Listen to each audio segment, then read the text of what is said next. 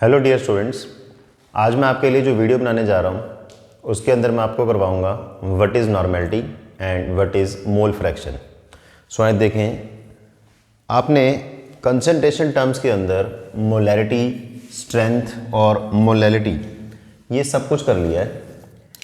अब नॉर्मेलिटी क्या होती है? नॉर्मेलिटी का सिंबल होता है कैपिटल N।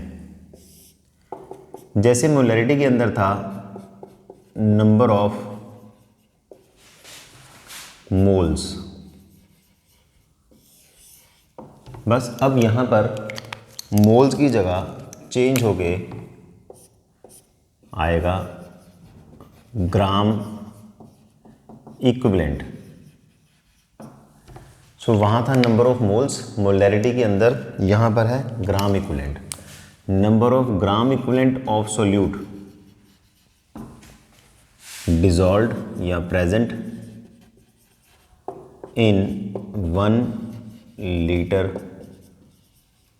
सॉल्यूशन, ये सेम है मोलैरिटी के अंदर वाला। सो मोलैरिटी और नॉर्मेलिटी के अंदर बस इतने चेंज है, वहाँ पर है नंबर ऑफ मोल्स, यहाँ पर है नंबर ऑफ ग्राम इक्विवेलेंट। मैं एक बार आपको तीनों फॉर्मूले से दोबारा समझाता हूँ। मोलैरिटी में था ऊपर नंबर ऑफ मोल्स, नीचे था वॉल्यूम ऑफ सॉल्यूशन।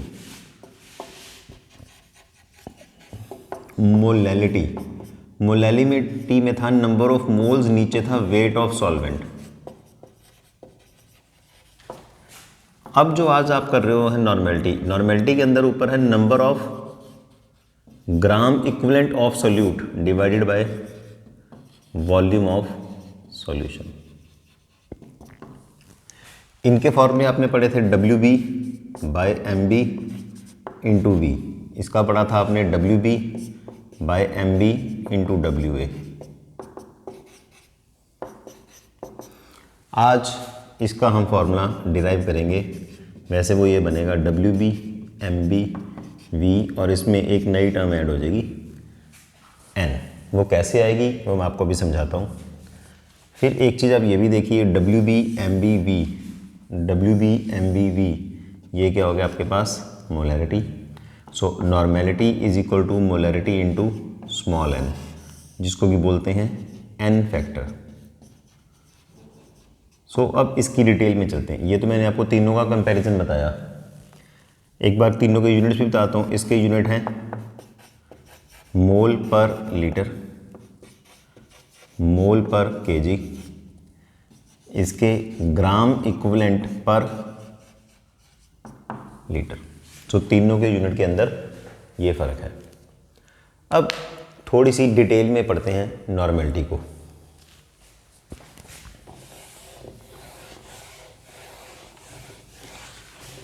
नॉर्मेलिटी में हमने ये लिखा, normality is number of gram equivalent of solute, number of gram equivalent of solute dissolved in 1 litre solution, या सिंपली आप कह लिए volume of solution in litre. अगर ये ml में आया तो आप कोई पुराना काम 1000 ऐड कर दोगे। अब अगला पॉइंट ये है कि जो नंबर ऑफ ग्राम इक्विवेलेंट है, जैसे मैं आपको पुराना फिर याद कराऊं, जो नंबर ऑफ मोल्स था वो था given weight by molar mass.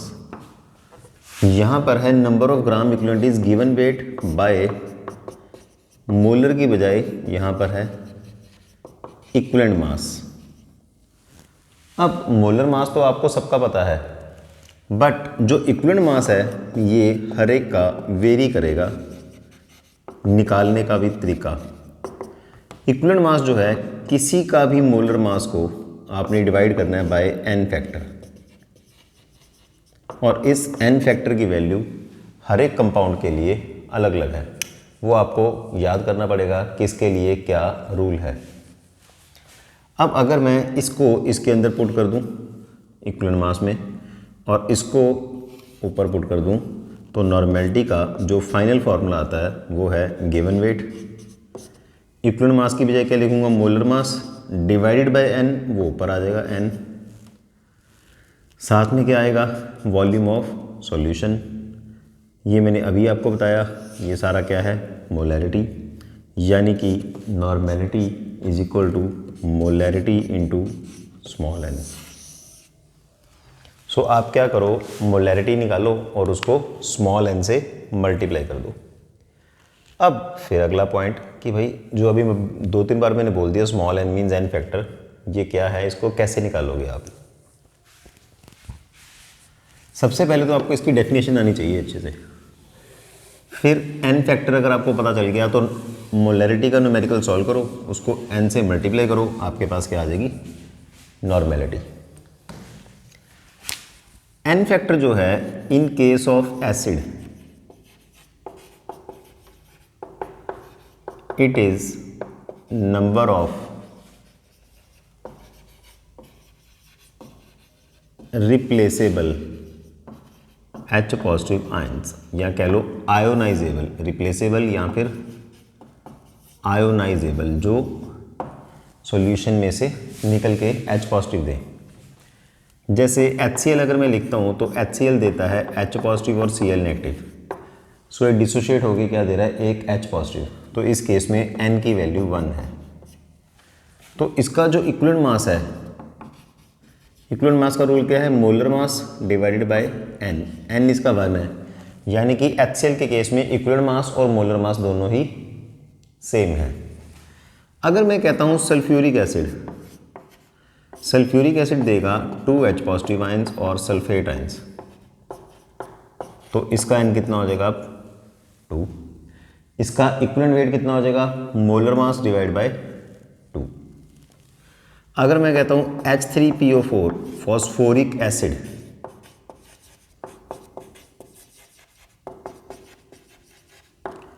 इसके लिए 3H पॉजिटिव और PO4 3 नेगेटिव, इसका n हो जाएगा 3, तो इसका इक्विवेलेंट वेट क्या हो जाएगा, मोलर मास डिवाइडेड बाय 3।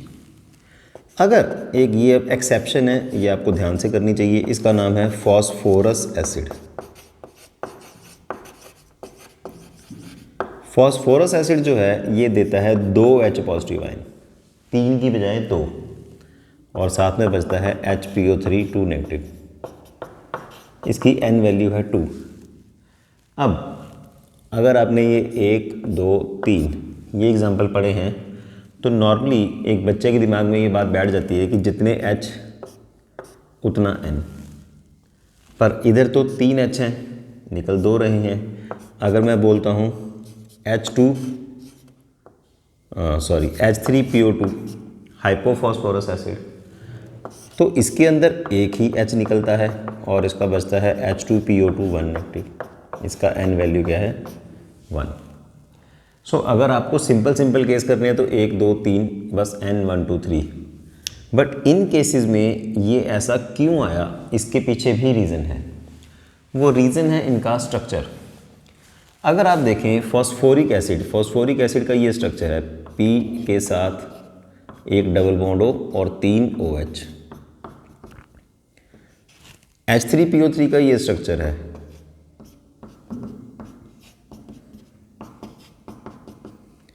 और H3PO2 का ये स्ट्रक्चर है।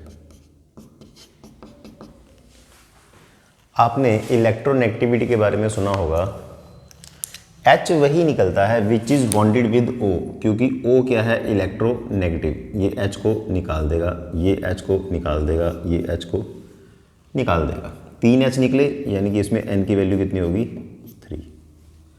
इस केस में ये H तो निकलेगा, ये H भी निकलेगा, पर ये वाला H इसको छोड़कर नहीं जाएगा, तो इस केस में N की वैल्यू होगी 2।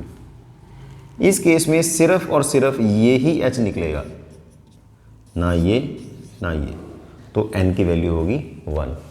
सो मुझे लगता है अब आप समझ गए होंगे रिप्लेसेबल H पॉजिटिव का मतलब क्या है, ठीक है, विद रीज़न आ गया अभी। इसके बाद जो अगला पॉइंट आपको करना है, इसी के अंदर और एग्जांपल देखिए, जो एक फेमस एग्जांपल है ऑक्सैलिक एसिड, बहुत फेमस एग्जांपल है। ऑक्सैलिक एसिड होता है COOH, COOH, या फिर आप इसको लिख सकते हैं H2C2O4। ये जब डिसोशिएट होता है तो ये 2H पॉजिटिव देगा और साथ में देगा ऑक्सलेट आयन, जो कि गुआवा मतलब अमरूद के अंदर होते हैं। तो ये 2H दे रहा है, इसका मतलब इसका N क्या हो गया 2।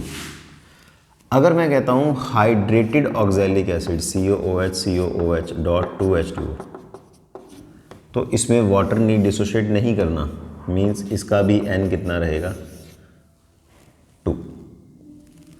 अगर मैं कहता हूँ एसिटिक एसिड, एसिटिक एसिड एक वीक एसिड है, कई बच्चों को लगता है इसमें 4H हैं, ये तो एक एल्काइल पार्ट है।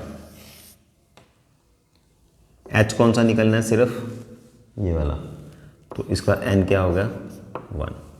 सो in case of acid N is number of replaceable H positive ions. Main इसके अंदर केस एसिड के ही हैं, बेस का काम आसान है। इन case of base it is replaceable OH negative ions. तो इसमें अब मैं ज़्यादा डिटेल में ना जाके सीधा बताऊंगा आपको। इसमें एक OH, 2 OH, 3 OH, तो बस इसका N1, 2 और 3। फिर इसके बाद और जो केस बचते हैं वो हैं रिडॉक्स रिएक्शन के केस। उनमें अब मैं सभी केसेस में तो नहीं जा रहा, अभी आपको मेन केस बता देता हूँ। जैसे KMnO4 पोटाशियम पर मैंगनेट, इसके अब 3 केस हैं N के। अगर मैं कहता हूँ एसिडिक मीडियम, तो इसका बनता है Mn+2। अगर मैं कहता हूँ बेसिक मीडियम, तो इसका बनता है MnO4 2 नेगेटिव। और अगर मैं कहता हूँ न्यूट्रल मीडियम, तो इसका बनता है MnO2। अब आपको इसके अंदर जो निकालनी है वो है इसकी स्टेट। इसकी स्टेट है +7, +2, इसकी स्टेट आएगी यहाँ पर +6 और इसकी स्टेट आएगी +4। तो अब आपको चेंज देखनी है, 7 से 2 N5, 7 से 6 N1, 7 से 4 N3।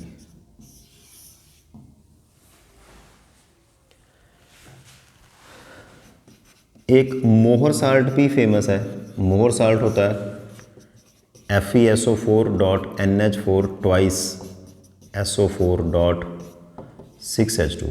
इसके लिए N की वैल्यू 1 है, क्योंकि इसकी रिएक्शन में सिर्फ एक ही चेंज है, that ferrous get converted into ferric. Fe+2 Fe+3 में कन्वर्ट हो जाएगा। इसका मतलब कितने की चेंज आई, सिर्फ एक। एक चीज़ और भी आप याद कर सकते हैं, इनके मोलर मास निकालने की बजाय अगर याद कर लो तो आपको आसानी रहेगी। इसका 392 होता है, इसका मोलर मास होता है पोटाशियम पर मैंगनेट का 158। एक लास्ट केस और कराऊंगा इसके अंदर, K2Cr2O7।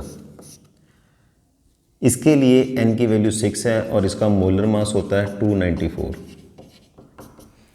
N की वैल्यू इसकी 6 इसलिए है क्योंकि इसके अंदर जो डाइक्रोमेट आयन है वो चेंज होता है Cr3 पॉजिटिव क्रोमिक आयन के अंदर।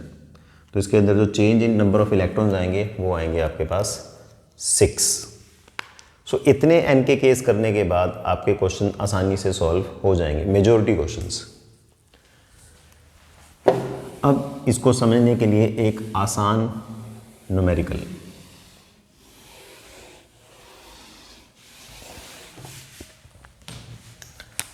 Find molarity and normality of hydrated oxalic acid solution obtained by dissolving 6.3 gram in 250 ml solution. So मेरे ख्याल से आप मोलरिटी निकालो, WB by MB into V into 1000, given weight 6.3, oxalic acid का molar mass होता है 126, फार्मूला मैंने अभी करवाया आपको, COOH dot 2H2O into 250 into 1000। तो इसकी आपको कटिंग करनी है 1/5। अब आपको निकालनी है normality. Normality is molarity into small n, वो मैंने अभी आपको समझाया था, इसका n कितना है 2। सो मोलरिटी आ गया आपके पास 1/5 मोल पर लीटर, ये आ गया 2/5 ग्राम इक्विवेलेंट पर लीटर। सो नॉर्मेलिटी और मोलरिटी दोनों ही आ गए इसके अंदर। अब आपको इसमें एक और चीज़ बताऊंगा, जो नया टॉपिक आपके पास वो है मोल फ्रैक्शन।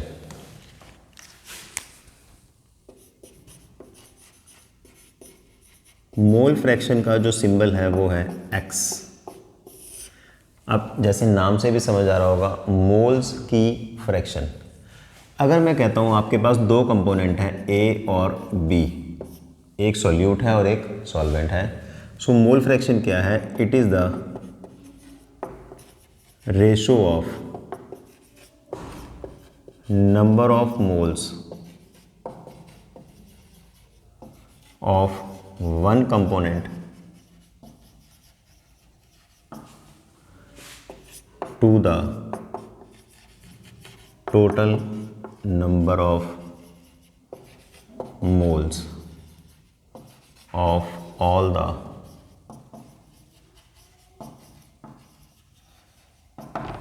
components। मतलब अगर मैं कहता हूँ mole fraction of A, then it is number of moles of A over number of moles of A plus number of moles of B, क्योंकि आपके पास कितने कंपोनेंट हैं? 2। अगर मैं कहता हूँ mole fraction of B, then it is number of moles of B over number of moles of A plus number of moles of B। अगर मैं XA और XB दोनों को प्लस कर दूँ, ये बनेगा आपके पास Na over Na plus NB plus NB over Na plus NB। Base same है, एलसीएम के साथ ये बनेगा Na प्लस NB, ऊपर आएगा Na प्लस NB, ये सारा आएगा 1। So XA plus XB is equal to 1। So जो फ्रैक्शन है, फ्रैक्शन का हमेशा जो सम आएगा वो 1 से कभी भी बड़ा नहीं होगा। और सबसे ज़रूरी जो इसमें चीज़ है वो ये है कि ये वाली जो टर्म है मोल फ्रैक्शन, क्योंकि ऊपर भी मोल है नीचे भी मोल है, इसीलिए ये क्या है? यूनिट लेस, इसके कोई भी यूनिट नहीं है। अब इसका एक न्यूमेरिकल,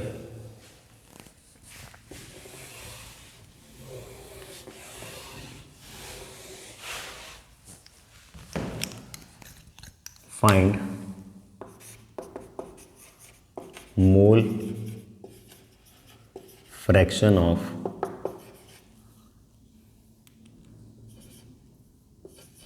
इथेनॉल इन aqueous solution containing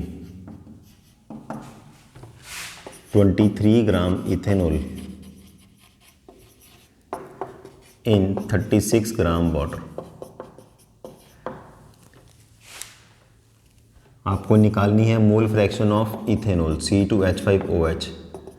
इसका फॉर्मूला आ जाएगा number of moles of ethanol over number of moles of ethanol plus number of moles of water. Ethanol के नंबर ऑफ मोल्स कैसे निकालते हो आप? Given weight 23 divided by molar mass. Ethanol का molar मास question में given नहीं आएगा, वो आपको निकालना है। इथेनॉल का मोलर मास C2H5OH 46, 12 into 2 plus 5 into 1 plus 16 plus 1। फिर नीचे 23/46 प्लस 36 बाय वाटर का मोलर मास 18, ऊपर आ गया आपके पास 0.5 प्लस 2, 0.5 ओवर 2.5 मीन्स 1/5। सो आपके पास ये आई एक्स ऑफ इथेनॉल इज़ 1/5। अब आपको पूछी तो नहीं है एक्स ऑफ वाटर, पर आप निकाल सकते हो कैसे, 1 में से माइनस करके, क्योंकि XA प्लस XB दोनों का सम कितना होगा 1। अगर ये 0.2 आ रही है तो ये पक्का 0.8 आएगी। फिर एक लास्ट थ्योरेटिकल क्वेश्चन इन सारी कंसंट्रेशन टर्म्स के ऊपर।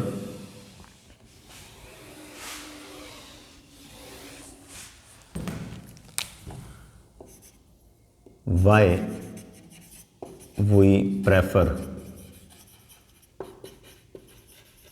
molality over molarity, या फिर ये क्वेश्चन ऐसे आ जाए why या what is effect of temperature on the molarity of solution।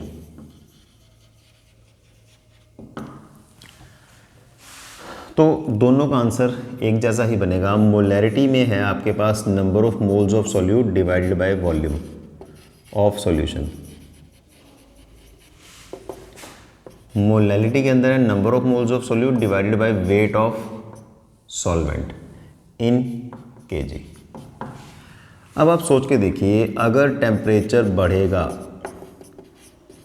तो लिक्विड एक्सपैंड करेगा, मतलब वॉल्यूम इंक्रीज हो जाएगा।